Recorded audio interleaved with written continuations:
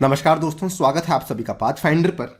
एक बहुत ही ज़्यादा चिंताजनक खबर आ रही है दक्षिण चीन सागर में से। हालांकि चिंताजनक से ज़्यादा ये अमेरिका के लिए काफ़ी ज़्यादा एक एम्बैरेसिंग खबर भी सामने आई है, बिकॉज साउथ चाइना सी में अमेरिका का एक युद्धक विमान है, एक फाइटर प्लेन है, जिसका रिसेंटली क्रैश लैंडिंग हुआ उन्हीं के अपने एयरक्राफ्ट कैरियर के ऊपर। आप यहाँ पे देख सकते हैं कई सारी खबरें इसको लेकर सामने आई हैं। ये वाली खबर आपके सामने है, यूएस वॉरप्लेन्स लैंडिंग मिसहैप इन साउथ चाइना सी, जिसमें 7 लोग यहाँ पे घायल हुए हैं। हालांकि जो इसका पायलट है उसने सेफली इजेक्ट कर लिया है और उसको यूएस की नेवी ने यहाँ पे रेस्क्यू भी कर लिया है। ये वाली खबर आज सुबह ही सामने आई है, जनवरी 25 आज सुबह 4:30 बजे के आसपास इसको यहाँ पे कवर किया गया। साथ ही में आप यहाँ पे देख सकते हैं हिंदुस्तान टाइम्स ने इसको कवर किया, F-35 jet crashes on US aircraft carrier in South China Sea, जिसमें से अगेन 7 लोग जो हैं वो यहाँ पर इंजर हुए हैं।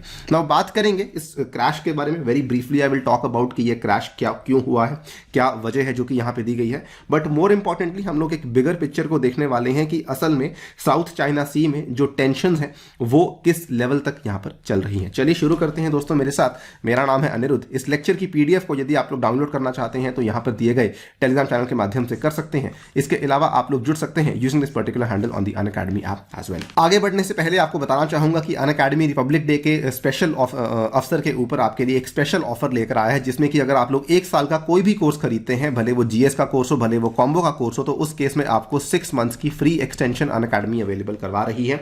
ध्यान रखिए ये वाला ऑफर मात्र 3 दिन तक वैलिड है, 25, 26 और 27 जनवरी तक। और इसमें अगर आप लोग अनि यूपीएससी कोड इस्तेमाल करते हैं तो सबसे बड़ा बेनिफिट आपको क्या मिलेगा कि आप लोग अपनी तैयारी की जो स्ट्रैटेजी है वो मेरे साथ पर्सनली प्लान कर पाएंगे, सो दैट आप अपनी तैयारी को आगे बढ़ा सकें। इसके अलावा आपको मेरी पर्सनल गाइडेंस पूरी की पूरी तैयारी के टाइम पे व्हाट्सएप ग्रुप में एडिशन और 20 किताबें भी आपके घर पर पहुंचाई जाएंगी, जिसमें कि ज्योग्राफी की जो किताबें हैं वो मेरे द्वारा ही यहाँ पर बनाई गई हैं।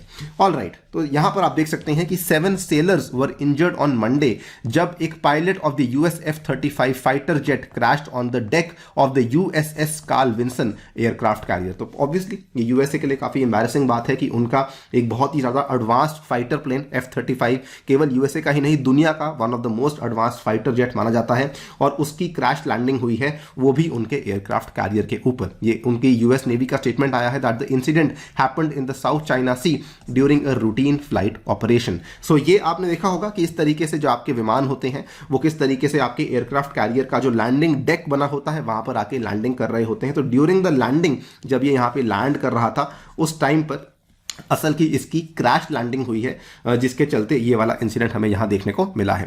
नाउ आपको बता दूं कि F-35 अपने आप में एक बहुत ही ज्यादा एडवांस्ड एयरक्राफ्ट माना जाता है, और उसमें भी जिस पर्टिकुलर एयरक्राफ्ट की यहां पे क्रैश लैंडिंग हुई है वो असल में F-35C है। तो F-35 में भी जो A, B और C इनके 3 तरह के एयरक्राफ्ट आते हैं। F-35C जो है ये यूएस नेवी के पास फरवरी 2019 में आया था, और मात्र 3 साल के अंदर अंदर ही इसने अपने इस क्रैश को देख लिया है। इसके पहले भी F-35 के जो अलग अलग वर्जन्स हैं उनके हमें यहाँ पे कई बार क्रैशेस देखने को मिले हैं, बट F-35C जो कि सबसे एडवांस माना गया है, इसके लैंडिंग गियर में दिक्कत आना अपने आप में काफी बड़ी बात भी यहाँ पर मानी जा रही है।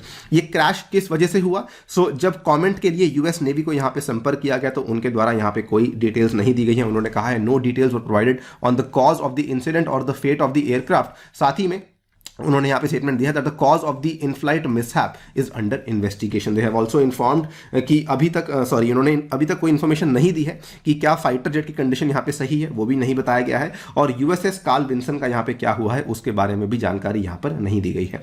हाँ, इतनी बात जो कि अपने आप में बड़ी इस पिक्चर को दर्शाता है कि भाई यूएस के असल में 2 एयरक्राफ्ट कैरियर हैं जो कि आज के टाइम में साउथ चाइना सी में घूम रहे हैं, और उसमें से एक तो आपका यही है यूएसएस कार्ल विंसन, और एक इनका और है यूएसएस अब्राहम लिंकन के नाम से है। वो दोनों के दोनों जो एयरक्राफ्ट कैरियर्स हैं ये असल में यूएसए की जो बहुत ही ज्यादा एडवांस्ड एयरक्राफ्ट कैरियर्स की क्लास है, निमिट्स टाइप वेसल्स, उनको बिलोंग करते हैं, जो कि अगेन न्यूक्लियर पावर्ड कैरियर्स की कैटेगरी के अंदर फॉल कर जाते हैं। यूएसएस निमिट्स आप यहां पे देख सकते हैं। It is a super carrier of the US navy and it is one of the largest warships in the world, और उसी की कैटेगरी के उसी क्लास के अंदर फॉल करने वाले आपके ये दोनों के दोनों कैरियर्स आते हैं जो कि साउथ चाइना सी में फिलहाल के लिए डिप्लॉय किए गए हैं। खैर, ये तो थी खबर रिगार्डिंग दी क्रैशिंग जो कि F-35 की हुई है। जो ज़्यादा बड़ी बात यहाँ पर क्या हो रही है कि असल में जो साउथ चाइना सी के अंदर तनाव है वो काफ़ी ज़्यादा बढ़ चुका है। इनफैक्ट केवल बढ़ा ही नहीं है, वो कभी कम हुआ ही नहीं और वो केवल बढ़ ही रहा है। पिछले कई सारे महीनों से यूएस और चाइना के बीच में जो तनाव है वो काफ़ी ज़्यादा बढ़ा हुआ है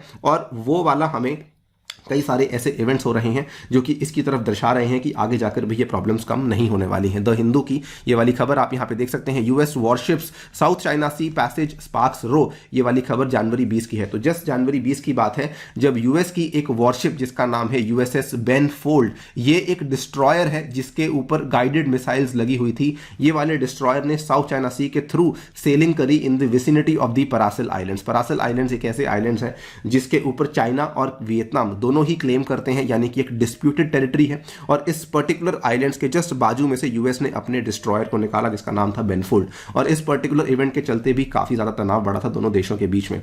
केवल इतना ही नहीं, यहां पर यूएसए पीछे भी नहीं हट रहा है, बिकॉज जो विंसन और जो एक और US career USS Abraham Lincoln है, ये पिछले महीने की बात है, यानी कि पिछले महीने की बात है नवंबर में, जब दोनों के दोनों यहाँ पर जो एयरक्राफ्ट कैरियर्स हैं इन्होंने जापानीज नेवल शिप के साथ मिलकर के कई सारी ड्रिल्स को कंडक्ट किया था, which again was a signal to China कि हम लोग जो है यहाँ पर हमारी मिलिट्री एक्सरसाइजेस को कंडक्ट करते रहेंगे। और ये चीज़ इन्होंने जस्ट रिसेंटली नवंबर के महीने में करी है। उसके बाद ये वाले इवेंट्स आज हमारे सामने हो रहे हैं। At the same time China भी पीछे बिल्कुल नहीं हट रहा है, because China also wants to showcase its fire power. तो इन्होंने इसी नए साल में सबसे बड़ा जो इनका एयरक्राफ्ट का इंकर्जन है वो यहाँ पे कर दिया है। China send 39 warplanes towards Taiwan which is the largest in this upcoming new year. The news of the US operation coincides with the Taiwan reporting the latest mass incursion by China's air force, जिसमें कि इन्होंने एक साथ 39 aircraft को यहाँ पर भेज दिया है। और ये वाले जो एयरक्राफ्ट हैं ये भी अगेन प्रतास आइलैंड्स के पास भेजे गए हैं, जो कि एक और डिस्प्यूटेड टेरिटरी है जो कि चाइना और ताइवान के बीच में डिस्प्यूटेड टेरिटरी मानी जाती है। हालांकि आज के टाइम पे ये वाले जो आपके आइलैंड्स हैं ये असल में ताइवान के द्वारा ही कंट्रोल किए जाते हैं, बट चाइना ऑब्वियसली वो भी इनके ऊपर यहाँ पे दावा कर रहा है, क्योंकि ये वाली जो आइलैंड्स हैं ये असल में साउथ चाइना सी दक्षिण चीन सागर के अंदर ही फॉल कर जाते हैं। पिछले साल भी अक्टूबर 9 या 10 तारीख के आसपास की बात है जब चाइना ने सबसे बड़ी इंकर्जन करी थी ताइवान के एयर डिफेंस जोन के अंदर, और वो वाली इंकर्जन करने के बाद तनाव काफी बढ़ चुका था। ये उम्मीद करी जा रही थी कि शायद चाइना जो है वो ताइवान के ऊपर अटैक कर सकता है, एंड सिंस यूएसए यहाँ पे ताइवान को सपोर्ट कर रहा था तो कहीं ना कहीं तनाव यूएसए और चाइना के बीच में भी काफी बढ़ चुका था। ऑलमोस्ट उसी तरह के इवेंट्स अब फिर से हमें देखने को मिल रहे हैं इन द साउथ चाइना सी। हम यही उम्मीद करते हैं कि आगे जाकर के जो यहाँ टेंशन है वो थोड़ी कम हो, बट ऐसा कुछ हमें देखने को लग नहीं रहा। फिलहाल के लिए वीडियो में इतना ही। जैसे ही कोई नई डेवलपमेंट यहाँ पर आएगी उसको लेकर हम लोग आपके सामने पेश करेंगे। जाने से पहले आपको बता दूं कि हम लोग आपके लिए एक स्पेशल सीरीज को रन कर रहे हैं, एनसीईआरटी ज्योग्राफी क्लास 7th की हम लोग एमसीक्यू सीरीज को रन कर रहे हैं, और इसका जो अगला लेक्चर है ये होने वाला है 26 जनवरी को दोपहर 4 बजे। इसमें आपको जुड़ना नहीं भूलना है। इसमें हम लोग जो है चैप्टर नंबर 8 और 9 को डिस्कस करेंगे। इसका लिंक आपको नीचे डिस्क्रिप्शन में मिल जाएगा और पिन कॉमेंट में भी अवेलेबल करवा दिया जाएगा। साथ ही में अगर आप लोग आइकॉनिक सब्सक्रिप्शन अनअकैडमी का परचेज करते हैं तो उसका जो प्राइस आएगा 75,000 आएगा। उसमें अनि यूपीएससी कोड इस्तेमाल करते हुए आप लोग 10% का डिस्काउंट और मेरी पर्सनल गाइडेंस भी यहाँ पर अवेल करवा पाएंगे। ये वाले बैचेस आपके लिए अवेलेबल करवाए जाएंगे आने वाले 27 जनवरी को 22 और 23 के विद्यार्थियों के लिए। साथ ही में यहाँ पर ये वाली फ्री टेस्ट सीरीज इसमें जाकर भी आप लोग हिस्सा ले सकते हैं। On that note I take your leave. Thank you for listening. Stay tuned and stay safe.